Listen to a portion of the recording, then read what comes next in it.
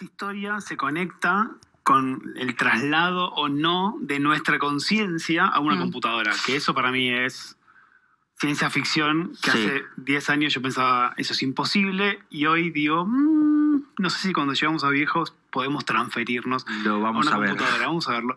Bueno, el descubrimiento tiene que ver con que podemos saber cuántas neuronas existen en un animal o en nosotros, y ese cálculo no dice mucho el número, sino la importancia es entender las conexiones que tienen esas neuronas. Nosotros, los humanos, tenemos 100.000 millones de neuronas, o sea, una ridiculez.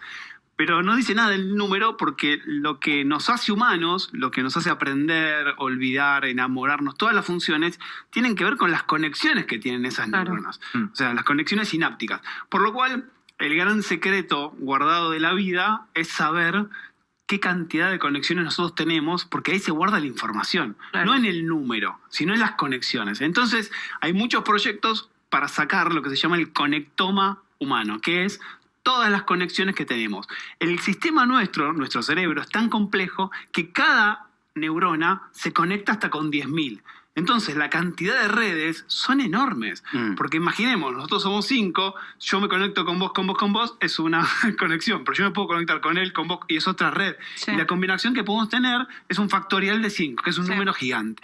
Entonces, lo que descubrieron, o lo que intentaron ver, que son estas imágenes, es si eso lo podemos medir en una mosquita. ¿Por qué lo hacen en una mosca? Porque la mosquita pueden manipular los genes, pueden observar las neuronas, pero no lo pueden llevar hacia el humano. Y lo que descubrieron es que pueden reconocer no solamente todas las neuronas de una mosca, sino cuáles son las conexiones de esas neuronas. Y están en una computadora, en un modelo. Eso parece, ciencia ficción para el neurocientífico, para el resto de las personas. ¿Para qué sirve esto? O sea, ¿cómo se mastica? ¿En qué punto me toca a la vida saber que tenemos codificadas las neuronas de una mosca? Fabri, eso, te quiero preguntar, o sea, si yo replicase todas las conexiones neuronales de esta mosca, ¿esto implica que estoy trasladando, como si estuviera poniéndolo en un pendrive, a otro lugar, toda la información incluyendo experiencias vividas? No. Es todo a partir de ese momento en el que esa mosca en ese momento, pero no se extrapola a otra mosca, porque capaz que esa mosca tuvo una experiencia distinta al resto. Pensá en un humano. Nuestros dos cerebros son bastante parecidos, pero tenemos conexiones distintas, porque vos guardaste determinados recuerdos, te pasaron distintas cosas, sufriste determinadas situaciones, entonces son distintos. No podemos extrapolar que es lo mismo, pero por lo menos tenemos un modelo de entender cómo se comporta. La pregunta es, ¿eso en humanos se puede hacer? ¿Para qué se puede hacer? ¿Y cuál es el vínculo nuestro real si pudiésemos saber esas conexiones, si tenemos la posibilidad de conectarlos a una computadora? Vamos con las respuestas. ¿Eso en humanos se puede hacer? Primera preocupación. Por ahora no. Pero por ahora pero no hay nada que lo impida. Pareciera que es el fin último de este tipo de investigaciones, digamos. No dentro de mucho tiempo podría ser posible. No estamos tan lejos, ¿sí? Las controversias son éticas, ¿sí? Porque en realidad lo que no podemos hacer es acceder a un cerebro humano para poder hacer todas las modificaciones que se hacen con la mosca, porque si tuviésemos la posibilidad no éticamente de hacerlo, tecnológicamente se puede hacer. El interrogante que se me plantea a mí tiene que ver directamente con la muerte, que es el hecho de que ante la inminente muerte de una persona, esta persona, existiendo esta tecnología, ¿podría trasplantarse a una computadora a nivel conciencia? Con el dato de la mosca te digo que no, pero con el segundo video y el segundo descubrimiento que se hicieron, que lo habrán visto en estos últimos días, porque salió hace muy poquito, te digo que no sé. Y realmente a mí me vuela la cabeza y me genera como una aceleración, mezcla de ansiedad, alegría, angustia, y pensar que estamos en el futuro. Hace 4 años, unos científicos lo que hicieron fue agarrar neuronas humanas donadas por una persona. En realidad donó células de la piel, las transforman en neuronas y las pusieron sobre una placa que sensa la actividad eléctrica. Nuestras neuronas tienen la actividad eléctrica muy bajita. De hecho, nosotros funcionamos con 20 watts, o sea, una bombita chiquitita, todos nuestros pensamientos. Y lo que hicieron fue hacerlas crecer. Y ese descubrimiento en ese momento logró hacer eso. ¿Ves? Jugar al Pong. Un jueguito muy, muy, muy, muy básico. Que decías, uy, qué loco, qué divertido. Las neuronas solas pudieron jugar. ¿Estás familiarizado con la idea o la posibilidad de que estemos viviendo en una simulación? Sí. Bien. Entonces te quiero preguntar lo siguiente, porque hay una pregunta acerca de la libertad y la inteligencia, y es la idea de si la inteligencia puede ser independiente del sustrato. Si es monopolio de las entidades de carbono, mamíferos, digamos como quieran, o puede existir algo así como una inteligencia sin cuerpo. Si vos respondés que sí, las posibilidades de que estemos viendo una simulación aumentan considerablemente. No, de hecho se plantearon, hay muchos experimentos teóricos y experimentales para ver si estamos viendo una simulación y todos dan que no, ¿sí? Es lo más parecido Pero no, a Matrix. sería, Es lo que, no cerraría dentro de la simulación. Que Pero digan, bueno, por Es ejemplo, lo que una simulación diría. Eso. Claro. En ese momento... Si yo fuera una simulación, También sí, lo podríamos sería mi probar. respuesta. hay una búsqueda científica a través de Pero eso ¿podemos para explicarle a plantear. la gente, o sea, a qué nos referimos con que si vivimos o no vivimos una simulación? Matrix es un gran ejemplo, ¿sí? O sea, cuando le dan a tomar una pastilla o la otra, le están planteando, ¿vos querés seguir viviendo en esta simulación o querés ver la realidad? Y cuando va a la realidad, él se da cuenta que en su cerebro funciona toda una fantasía y hay un mega sistema que controla todos los cerebros que le está generando una fantasía. Entonces, lo que plantea la ciencia, parte de una física teórica, es probar si realmente lo que estamos viviendo ahora es que estamos conectados a otra entidad o lo que estamos viviendo es real. Entonces, hay muchos indicios, por ejemplo, no sé, lo que pasa en Matrix, el déjà vu, ¿sí? O sea, ¿cómo puede ser el déjà vu? ¿Qué es? ¿Es un error de la Matrix que hace que se adelante un programa y te enteres de otra cosa? Bueno, todas esas preguntas que se hace Matrix se hicieron en realidad y plantean distintas hipótesis. Hasta lo que sabemos, bueno, los experimentos que se hicieron, esta vida es lo que tenemos, ¿no? ¿La IA puede ser inteligencia? ¿Puede existir una inteligencia sin cuerpo? Sí, Sí. sí.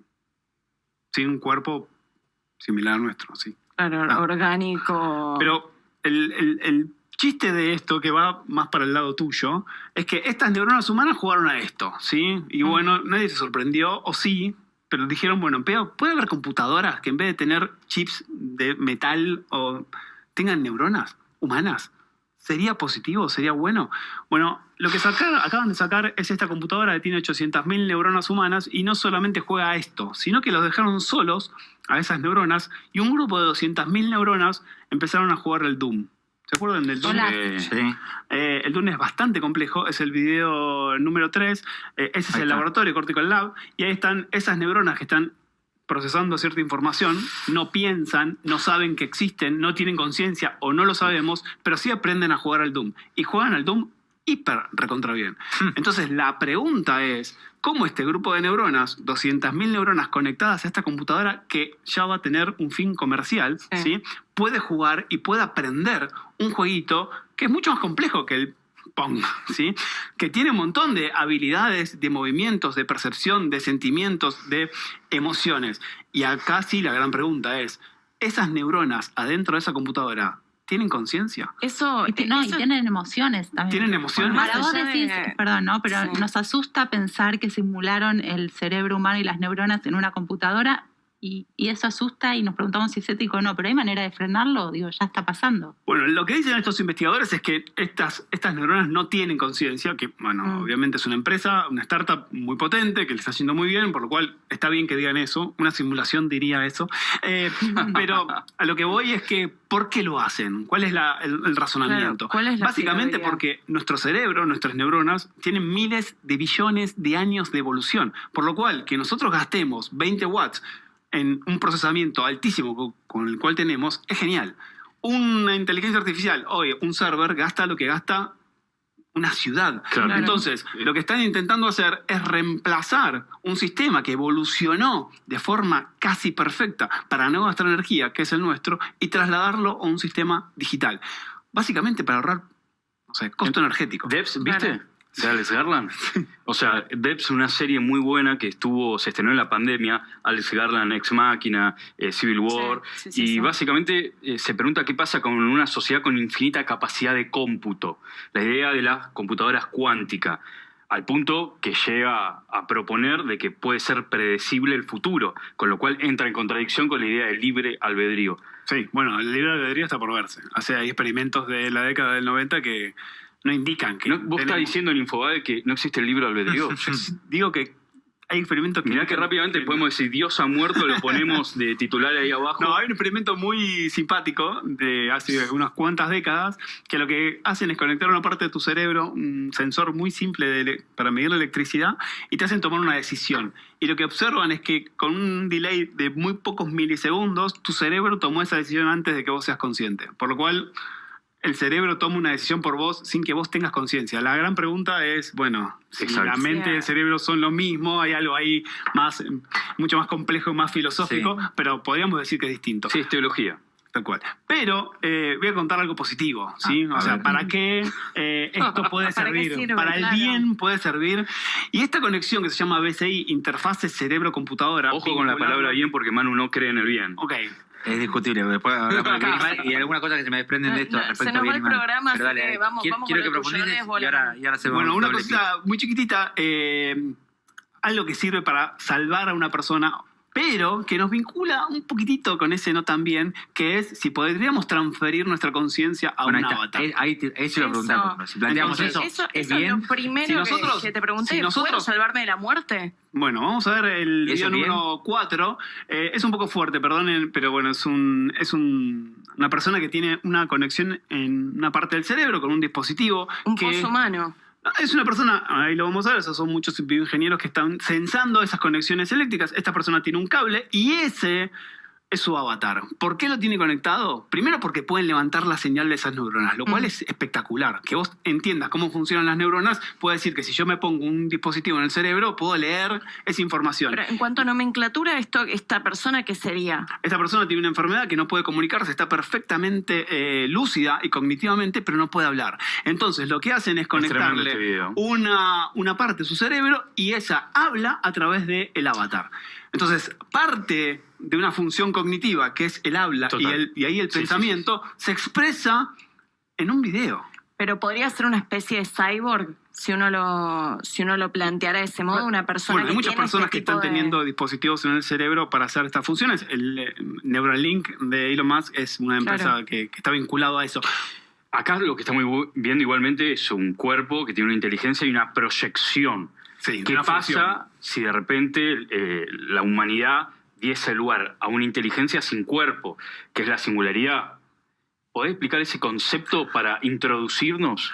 Sí, bueno, la singularidad en algunos casos se logró en algún tipo de función, es encontrar algo que haga una actividad mejor que la que nosotros la hacemos, ¿sí? En una función determinada. Por ejemplo, para una función, no sé, un traductor de inglés, encontrar una inteligencia artificial que sea mejor que un humano. En algunas cuestiones específicas se ha logrado la singularidad. Lo que no podemos decir es que se ha logrado la singularidad en todas las funciones humanas. Por ahora tenemos distintas inteligencias artificiales que hacen distintas tareas.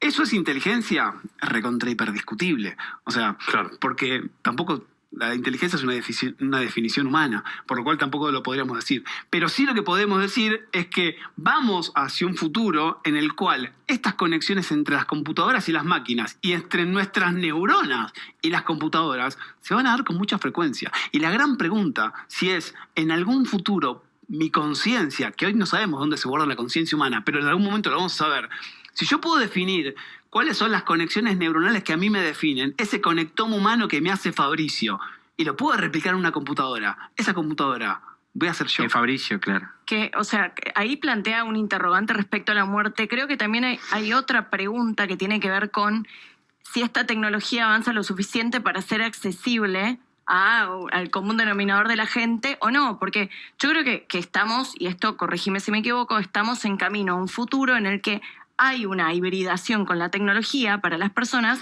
pero en algunos casos va a ser, si tenés más recursos para optimizarte, si se quiere, si no, en otro caso, tal vez una persona que no pueda acceder a los recursos para optimizarse y superar la muerte, como puede ser este caso, tal vez es una cuestión netamente de control. Bueno, hay una serie que salió hace muy poco, a mí no me gustó mucho, sobre 4 millonarios de Steve Carell, que es como una Mountain película. Head, No, que es no, mala, pero tiene una Un buena punto un buen plantea planteo. eso. O sea, le detectan una enfermedad terminal en 5 años y él está obsesionado por presionar a otro multimillonario en invertir en un dispositivo que pueda lograr la conciencia. Le dice, voy a ser el primero en que transfiera la conciencia. ¿En cuánto tiempo va a suceder? ¿5 años? ¿3 años?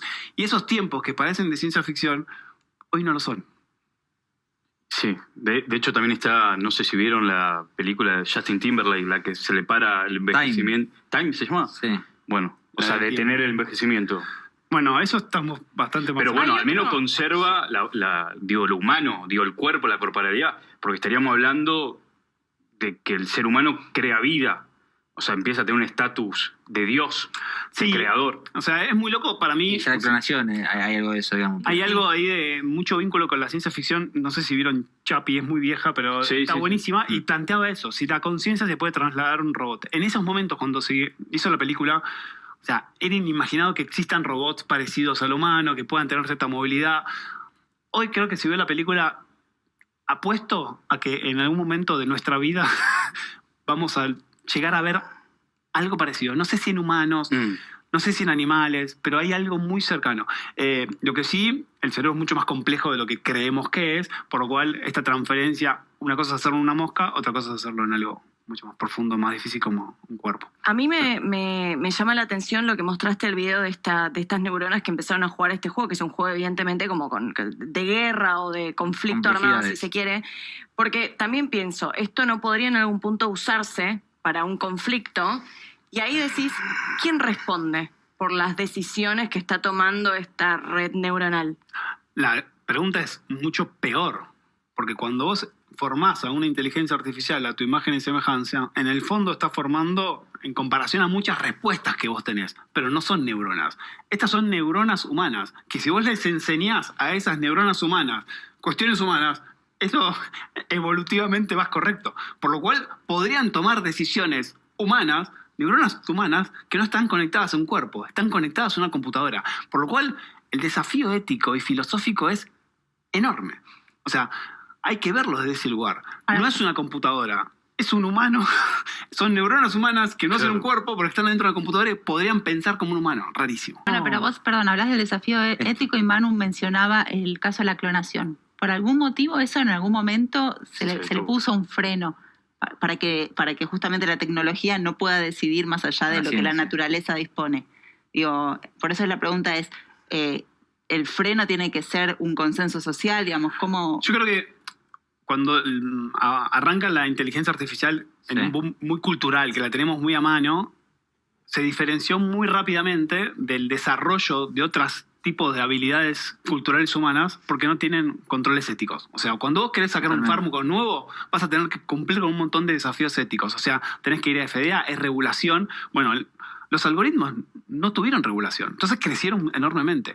Como no tenés regulación, tenés un montón de gente científica trabajando en la conducta que nos hace adictos a un montón de cosas, porque no hay regulación. Si vos le pedís a una empresa que te diga, mostrame los algoritmos para hacer chicos adictos a la ludopatía, no te lo vamos a mostrar, pero hay un algoritmo por detrás de eso. Entonces, digo, si no logramos ir hacia un modelo de regulación, que es lo que le está dando alta competitividad a las tecnológicas que no tengan regulación, bueno, sí vamos a llegar a estos desafíos éticos. Porque el tema es si vamos para el otro lado. Hay algo ahí, vos venís a hablarnos desde la ciencia, y uno que no pasa con la tecnología, la inteligencia artificial obviamente no es una ciencia, pero digamos la vincula con la tecnología, y uno la tecnología la vincula con un negocio. Obvio. Y con la ciencia no pasa eso, no está ese mismo vínculo inmediato. Y me parece que ahí está la diferencia central. Sí, yo creo que si hubiésemos utilizado, hace unos años estaba en un evento de inteligencia artificial con muchos expertos. Yo no trabajo en inteligencia artificial, trabajo en neurociencia. Sí, o sea, sí. está bastante lejos. Se tocan cerca. estas cosas, digamos. Se tocan estas cosas y yo tenía como el desafío de decir, che, o sea... Y me dijeron algo que a mí me rompió la cabeza y me angustió bastante, que es, si en esos momentos les hubiésemos dicho a todas estas empresas que están surgiendo, vayamos a curar el cáncer, lo íbamos a resolver. Pero no estamos poniendo toda la guita en ir a curar el cáncer. La inteligencia artificial está poniendo plata ¿en dónde? En otros negocios. En otros negocios que no tienen que ver netamente con un problema que tiene la humanidad. Porque el fin no es humano, sino la reproducción del capital. O sea, lo inhumano. ¿Puedo hacer una última pregunta? Vaya usted. ¿En qué se equivocó Black Mirror? En nada. Porque cuando vos la ves y la ves tan cercana, es que esos problemas estaban y que esos problemas van a llegar. Lo loco de todo, hay un paradigma ahí como que un poco que se rompe, que es que la ciencia ficción buscó ideas nuevas, o como nos alimentamos de historias de ciencia ficción, cuando llegamos a tener poder, las cumplimos. Profecía autocumplida. Para mí va por ese lado.